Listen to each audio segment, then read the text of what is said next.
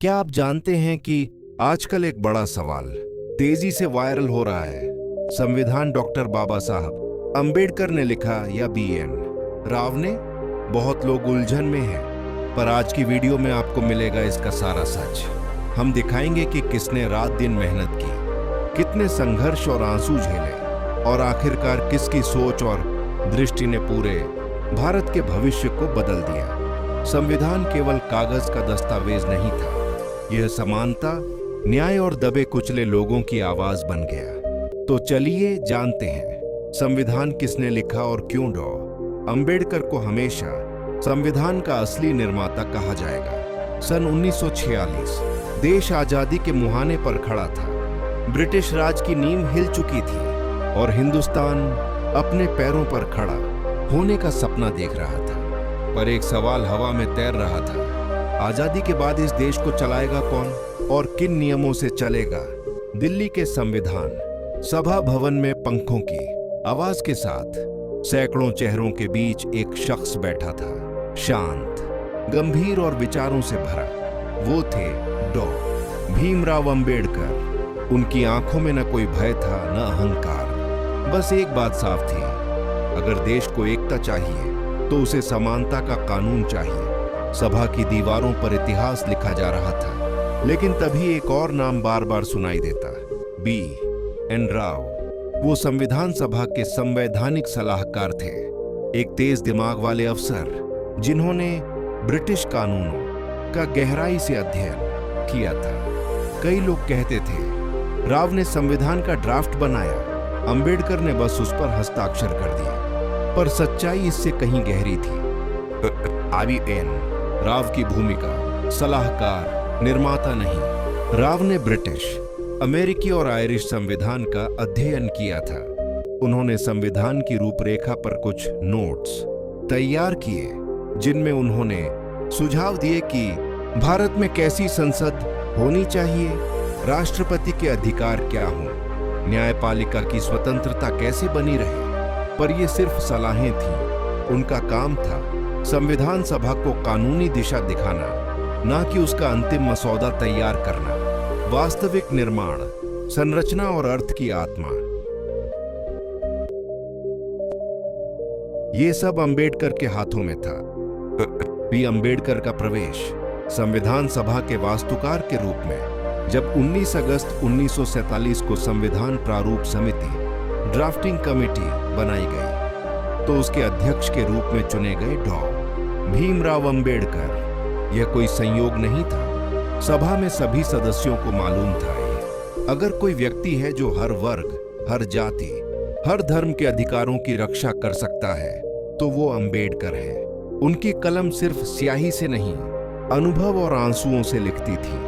उन्होंने संविधान को किताब नहीं, आवाज बनाया। उनके शब्दों में उन करोड़ों दबे कुचले लोगों की पुकार थी जो सदियों से बोल नहीं पाए थे। संविधान सभा में पहला दिन, सभा के पहले दिन अंबेडकर उठे। कमरे में सन्नाटा था। हर कोई जानता था कि यह क्षण आने वाले हजारों सालों का भविष्य तय करेगा। उन्होंने कहा, हम आज एक नया भारत बना रहे हैं, ऐसा भारत जहां कोई ऊंचा या नीचा नहीं होगा, जहां हर व्यक्ति कानून के सामने बराबर होगा। ये कहते हुए उनकी आवाज कांप रही थी, लेकिन उनकी आंखें दृढ़ थीं। सभा में बैठे बुजुर्ग नेताओं ने भी सिर झुका लिया। BN राव, जो पास ही बैठे थे, मुस्कुरा रहे थे। उन्हें मालूम था कि अब संविधान उनके सुझावों से आगे बढ़ चुका है। अब यह एक जीवंत दस्तावेज बन रहा था। दिन रात की मेहनत, 2 साल, 11 महीने, 18 दिन। संविधान लिखना आसान नहीं था। हर अनुच्छेद पर बहस होती, राज्य की नीति कैसी हो, धर्म की स्वतंत्रता कहां तक हो, राष्ट्रपति के अधिकार कितने हो, न्यायपालिका कितनी स्वतंत्र हो। डॉ. अंबेडकर हर तर्क को सुनते, नोट्स बनाते और फिर जवाब देते। कभी रात के 3 बजे तक भी उनकी मेज पर दीपक जलता रहता। कभी वे अकेले बैठकर कहते, मुझे ऐसा संविधान चाहिए जो सिर्फ सरकार नहीं चलाए बल्कि इंसानियत को बचाए। उन्होंने हर अनुच्छेद में समाज का चेहरा देखा। वो जानते थे ये दस्तावेज सिर्फ कानून नहीं बल्कि भारत की आत्मा का आईना होगा। BN राव और अंबेडकर, 2 ध्रुव, एक लक्ष्य। BN राव अक्सर अंबेडकर से मिलने आते। वो अपने सुझाव देते, विदेशी उदाहरण बताते और तकनीकी भाषा पर चर्चा करते। पर अंबेडकर हर बार कहते, राव साहब, विदेशी कानून सही हो सकता है, पर हमें ऐसा संविधान बनाना है जो भारतीय दिलों में धड़क सके। राव हंसते हुए कहते, आप भावनाओं से लिखते हैं, मैं तर्क से। अंबेडकर मुस्कुराकर जवाब देते, देश को दोनों की जरूरत है, लेकिन अंतिम फैसला जनता की आत्मा करेगी। यही फर्क था। राव एक सुझाव करता थे, अंबेडकर एक निर्माता। अंतिम दिन संविधान का अंगीकरण। 26 नवंबर 1939 की सुबह संविधान सभा में अंतिम बैठक शुरू हुई। अंबेडकर ने खड़े होकर आखिरी भाषण दिया। मैं आशा करता हूं कि यह संविधान हमारे देश को एकता देगा और हर व्यक्ति को यह विश्वास दिलाएगा कि वह इस राष्ट्र का समान नागरिक है। सभा तालियों से गूंज उठी। हर सदस्य की आंखें नम थीं। BN राव भी उठे और उन्होंने कहा, डॉ. अंबेडकर ने वह कर दिखाया है जो कोई और नहीं कर सकता था। 26 जनवरी 1950 सुबह की ठंडी हवा में नई दिल्ली के राजपथ पर सूरज धीरे धीरे उग रहा था। पहली बार भारत अपने संविधान के तहत एक संप्रभु राष्ट्र के रूप में जाग रहा था। हर तरफ तिरंगा लहरा रहा था। लोग एक दूसरे को कह रहे थे, अब हम आजाद हैं। लेकिन इस आजादी के बीच एक सवाल फिर हवा में तैर रहा था, संविधान किसने बनाया? कई अखबारों ने BN राव का नाम छापा। कई ने कहा वो तो सिर्फ सलाहकार थे। कुछ लोगों ने कहा अंबेडकर को तो बस ड्राफ्टिंग कमेटी का चेयरमैन बनाया गया था। पर कोई नहीं जानता था कि उस संविधान के हर शब्द, हर अनुच्छेद, हर धारा के पीछे डॉ. अंबेडकर की रूह बसी थी। संविधान सिर्फ कानून नहीं, एक दर्शन था। अंबेडकर ने संविधान को किसी विदेशी संविधान की नकल बनाकर नहीं लिखा था। उन्होंने उसमें 3 चीजें डाली, समानता, स्वतंत्रता और बंधुता। ये 3 शब्द केवल किताबों से नहीं आए थे, ये उनके जीवन के अनुभवों से निकले थे। वो जानते थे अगर समाज बराबर नहीं होगा तो कानून टिक नहीं सकता।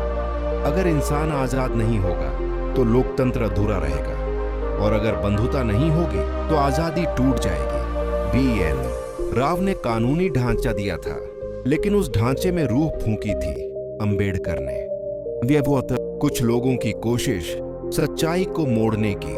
आजादी के बाद राजनीति बदलने लगी। नए नेता आए, नई पार्टियां बनी। कुछ लोगों को ये बात हजम नहीं हुई कि संविधान के असली निर्माता एक दलित थे। उन्होंने इतिहास में संशोधन करने की कोशिश की। किताबों में लिखा जाने लगा। संविधान की रूपरेखा राव ने बनाई, पर कोई यह नहीं बताता था कि रूपरेखा सिर्फ 20 पन्नों की थी और संविधान 395 अनुच्छेदों का। BN राव ने कभी खुद दावा नहीं किया कि उन्होंने संविधान बनाया। उन्होंने हमेशा कहा, डॉ. अंबेडकर ने इसे जीवंत बनाया है। लेकिन कुछ ताकतें चाहती थीं कि भारत का बच्चा यह न जाने कि एक बहिष्कृत समाज से निकला व्यक्ति ही उनके अधिकारों का निर्माता है। जनता का जवाब, हमारे संविधान के पिता अंबेडकर हैं, लेकिन इतिहास को मिटाना इतना आसान नहीं था। हर गांव में, हर स्कूल में, हर जुलूस में लोग अंबेडकर की तस्वीर लेकर निकलने लगे। उनके पोस्टर पर लिखा होता, जय भीम, संविधान निर्माता डॉ. अंबेडकर। लोग अब समझ चुके थे, संविधान केवल कागज नहीं था, बल्कि अंधकार में जलता दीपक था। बाबा साहेब ने खुद कहा था, मैं चाहता हूं कि मेरे नाम से किसी का डर न हो, बल्कि हर गरीब, हर दलित, हर महिला को अधिकार का विश्वास हो। संविधान सभा में अंबेडकर का अंतिम भाषण 26 नवंबर 1939। सभा में आखिरी बार बोलते हुए उनकी आवाज थरथरा रही थी। हमने यह संविधान बनाया है, लेकिन इसे चलाना आपके हाथ में है। अगर आप अच्छे लोग होंगे तो यह संविधान अच्छा चलेगा, अगर बुरे लोग होंगे तो यह संविधान भी बुरा बन जाएगा। यह वाक्य इतिहास में अमर हो गया। हर बार जब देश में अन्याय होता तो यही पंक्ति याद की जाती, संविधान अच्छा है पर चलाने वाले बदलने चाहिए। अंबेडकर और BN राव। सम्मान और अंतर। BN राव ने बाद में खुद कहा, डॉ. अंबेडकर ने जो काम किया वह न केवल कानून का बल्कि सामाजिक क्रांति का काम था। उन्होंने अंबेडकर के कार्य को भारत के पुनर्जन्म कहा। इसलिए इतिहास में आज भी दोनों के नाम साथ आते हैं, पर एक फर्क हमेशा रहेगा, भूमिका नाम कार्य। संवैधानिक सलाहकार BN राव, विदेशी संविधान का अध्ययन और सुझाव, संविधान निर्माण समिति के अध्यक्ष डॉ. भीमराव अंबेडकर, अंतिम मसौदा तैयार करना, बहसें, सुधार और अंगीकरण, व्यवहार, बाबा साहेब का दर्द। संविधान बनने के बाद अंबेडकर ने जब संसद से इस्तीफा दिया तो उनके शब्द कांप रहे थे। मैंने इस देश को कानून दिया, पर समाज अब भी मेरे लोगों को इंसान नहीं मानता। उन्होंने चेताया था, राजनीतिक आजादी तभी सार्थक होगी जब सामाजिक आजादी मिलेगी। यही कारण है कि संविधान केवल शासन का दस्तावेज नहीं बल्कि समानता की घोषणा है, अंतिम सत्य जिसे समय ने साबित किया। आज जब कोई छात्र संविधान की किताब खोलता है तो पहले पन्ने पर लिखा मिलता है, we the people of India, यानी ये संविधान किसी राजा ने नहीं, किसी एक जाति ने नहीं, बल्कि हम सब ने मिलकर बनाया है और इसे शब्दों में ढाला डॉ. भीमराव अंबेडकर ने। उनकी सोच, उनकी कलम, उनकी दृष्टि भारत की रीढ़ बन गई। और समय की आवाज आज भी जब कोई अन्याय के खिलाफ आवाज उठाता है तो दूर कहीं से गूंजता है, एजुकेट, एजिटेट, ऑर्गेनाइज। और लोग जानते हैं ये आवाज उसी व्यक्ति की है जिसने हमें बोलना सिखाया, सोचना सिखाया और संविधान दिया। इसलिए इतिहास का फैसला एक ही है, संविधान का असली निर्माता डॉ. भीमराव अंबेडकर है। यह वह पल था जब इतिहास ने फैसला किया, संविधान का असली निर्माता डॉ. भीमराव अंबेडकर है। 1950 के बाद भारत ने कई परिवर्तन देखे, सरकारें आईं गईं, नेताओं के नाम बदले, पार्टियां बदली, पर एक नाम कभी मिट नहीं पाया, डॉ. भीमराव अंबेडकर। उनका नाम किसी किताब की स्याही नहीं था, वो करोड़ों दिलों में दर्ज था। गांव-गांव में फैलती रोशनी, देश के कोने कोने में अब अंबेडकर की बातें गूंजने लगी। स्कूलों में बच्चे कहते, डोसी अंबेडकर ने हमें संविधान दिया। मजदूर अपने अधिकारों के लिए खड़े हुए, दलितों ने पढ़ना शुरू किया, महिलाएं बोलने लगीं और हर कोई कहता, अगर आज हम बोल पा रहे हैं तो ये अंबेडकर की वजह से है। उनकी मूर्तियां केवल पत्थर नहीं थीं, बल्कि वो हर गरीब की उम्मीद थी। इतिहास को दबाने की कोशिश कुछ शक्तियां अब भी चाहती थीं कि लोग भूल जाएं कि अंबेडकर ने क्या किया। कई बार किताबों में उनके नाम को छोटा लिखा गया, कभी उनके योगदान को सामूहिक प्रयास कहकर छिपाया गया, लेकिन हर बार जनता ने जवाब दिया। सड़कों पर नारे गूंजे, जय भीम, संविधान निर्माता अंबेडकर। हर 26 जनवरी को जब राष्ट्रगान बजता तो कहीं ना कहीं कोई बच्चा अपनी किताब में उनका चेहरा देख मुस्कुराता, क्योंकि अब सच्चाई किताबों से नहीं दिलों से चलती थी। BN राव की आत्मस्वीकृति।